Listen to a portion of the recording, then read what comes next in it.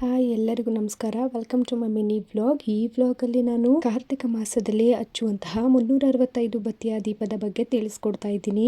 365 ಬತ್ತಿಯ ದೀಪವನ್ನು ಕಾರ್ತಿಕ ಸೋಮವಾರದ ದಿನ ಅಥವಾ ಕಾರ್ತಿಕ ಹುಣ್ಣಿಮೆ ದಿನ ಹಚ್ಚಿದ್ರೆ ತುಂಬಾನೇ ವಿಶೇಷ ಅಂತ ಹೇಳ್ಬೋದು. ಈ ದೀಪವನ್ನು ಹಚ್ಚೋದ್ರಿಂದ ಏನೆಲ್ಲ ಪ್ರಯೋಜನಗಳನ್ನ ಪಡ್ಕೊಳ್ಬೋದು ಅಂತ ಹೇಳಿದ್ರೆ, ಕಾರಣಾಂತರಗಳಿಂದ ನಾವು ವರ್ಷದಲ್ಲಿ ಕೆಲವೊಂದು ದಿವಸಗಳು ದೇವರಿಗೆ ದೀಪನ ಹಚ್ಚದೇ ಇರುವಂಥದ್ದು ಸೂತಕಗಳ ಕಾರಣದಿಂದಾಗಿ ಆ ಎಲ್ಲ ದೋಷಗಳ ಪರಿಹಾರಕ್ಕಾಗಿ 365 ಬತ್ತಿಯ ದೀಪಗಳನ್ನು ನಾವು ಹಚ್ಚಲಾಗುತ್ತೆ. ಈ ದೀಪವನ್ನು ನಾವು ಶಿವನ ಯಾವುದೇ ದೇವಾಲಯಗಳಲ್ಲಿ ಹಚ್ಬೋದು. ಯಾವುದೇ ಕಾರಣಕ್ಕೂ ಮನೆ ಒಳಗಡೆ ಹಚ್ಚೋ ಆಗಿಲ್ಲ. ಈ ದೀಪವನ್ನು ನೀವು ಮನೆಯಲ್ಲೇ ಹಚ್ಚಿದ್ದೀನಿ ಅಂತ ಹೇಳಿದರೆ ತುಳಸಿ ಕಟ್ಟೆಯ ಮುಂದೆ ಮನೆ ಹೊರಗಡೆ ಹಚ್ಚಬಹುದು. ಇನ್ನು ಈ ದೀಪವನ್ನು ಹಚ್ಚುವಂತಹ ವಿಧಾನನ ತಿಳ್ಕೊಳ್ಳೋಣ ಬನ್ನಿ. ಒಂದು ಅಡಿಕೆ ತಟ್ಟೆನ ತಗೊಂಡು ಅದಕ್ಕೆ ಅರಿಶಿನ ಕುಂಕುಮವನ್ನು ಹಾಕ್ಕೊಂಡು ಸಂಕಲ್ಪವನ್ನು ಮಾಡಿಕೊಂಡು ಅಕ್ಷತೆಯನ್ನು ಹಾಕ್ಕೊಳ್ಳಿ. ಅದ್ರ ಮೇಲೆ 3 ಇಡಿಯಾಗುವಷ್ಟು ಅಕ್ಕಿನ ಹಾಕ್ಕೊಂಡು ಓಂ ಅಥವಾ ಶ್ರೀಮ್ ಅಂತ ಬೀಜಾಕ್ಷರವನ್ನು ಬರೆದ್ಬಿಟ್ಟು ಅರಿಶಿನ ಕುಂಕುಮವನ್ನು ಇಟ್ಟು ಸಂಕಲ್ಪವನ್ನು ಮಾಡಿಕೊಂಡು ಅಕ್ಷತೆಯನ್ನು ಹಾಕ್ಕೊಳ್ಬೇಕು. ಗೆಜ್ಜೆ ವಸ್ತ್ರನ ಏರಿಸಿ ಅಡಿಕೆ ಎಲೆ ಹಣ್ಣನ್ನು ಇಟ್ಕೊಂಡಿದ್ದೀನಿ. 365 ಬತ್ತಿಯನ್ನು ನಾವು ದೀಪಕ್ಕೆ ಸೇರಿಸ್ಕೊಳ್ಬೇಕು. ಈಗ ಈ ದೀಪಕ್ಕೆ ಎಳ್ಳೆಣ್ಣೆ, ತುಪ್ಪ ಅಥವಾ ಕೊಬ್ಬರಿ ಎಣ್ಣೆ ಮಾತ್ರನೇ ಯೂಸ್ ಮಾಡಬೇಕು. ಬೇರೆ ಯಾವುದು ಎಣ್ಣೆನ ಯೂಸ್ ಮಾಡಬಾರ್ದು.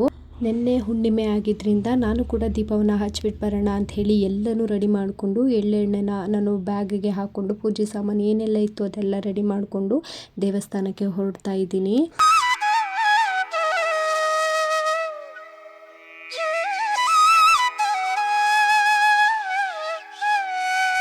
ನಮ್ಮ ಮನೆ ಹತ್ರ ಇರುವಂಥ ಶಿವನ ದೇವಾಲಯಕ್ಕೆ ನಾನು ಬಂದೆ. ಇವಾಗ ಕಾಯಿನ ಒಡೆದು ಪೂಜೆನ ಮಾಡ್ತಾ ಇದ್ದೀನಿ. ಕಾಯಿನ ಒಡೆದೇ ಈ ಪೂಜೆನ ನಾವು ಸಂಪೂರ್ಣ ಮಾಡಬೇಕು, ಇಲ್ಲ ಅಂದರೆ ಈ ಪೂಜೆ ಸಂಪೂರ್ಣ ಆಗೋದಿಲ್ಲ. ಕಾಯಿನ ಒಡೆದು ಪೂಜೆ ಮಾಡೋಕ್ಕೆ ಮರಿಬೇಡಿ.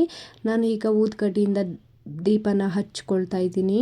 ನೆಮ್ಮದಿಯಾಗಿ ದೇವಸ್ಥಾನದಲ್ಲಿ ಕೂತ್ಕೊಂಡು ಆರಾಮಾಗಿ ನಿಮ್ಮ ಮನಸ್ಸಿನ ಬೇಡಿಕೆ ಏನೆಲ್ಲ ಇತ್ತು ಅದನ್ನೆಲ್ಲ ಭಗವಂತನ ಹತ್ರ ಕೇಳಿಕೊಂಡು ನಮ್ಮಿಂದ ಆಗಿರುವಂಥ ತಪ್ಪು ಒಪ್ಪನ್ನೆಲ್ಲ ಕ್ಷಮಿಸು ತಂದೆ ಅಂತ ಹೇಳಿ ಕೇಳಿಕೊಂಡು ನಾನು ಕೂಡ ಪೂಜೆನ ಮುಗಿಸ್ಕೊಂಡು ಆರಾಮಾಗಿ ಸ್ವಲ್ಪ ಹೊತ್ತು ಅಲ್ಲೇ ದೇವಸ್ಥಾನದಲ್ಲಿ ಕೂತ್ಕೊಂಡು ನೆಮ್ಮದಿಯಾಗಿ ಧ್ಯಾನವನ್ನು ಮಾಡಿ ಬಂದೆ.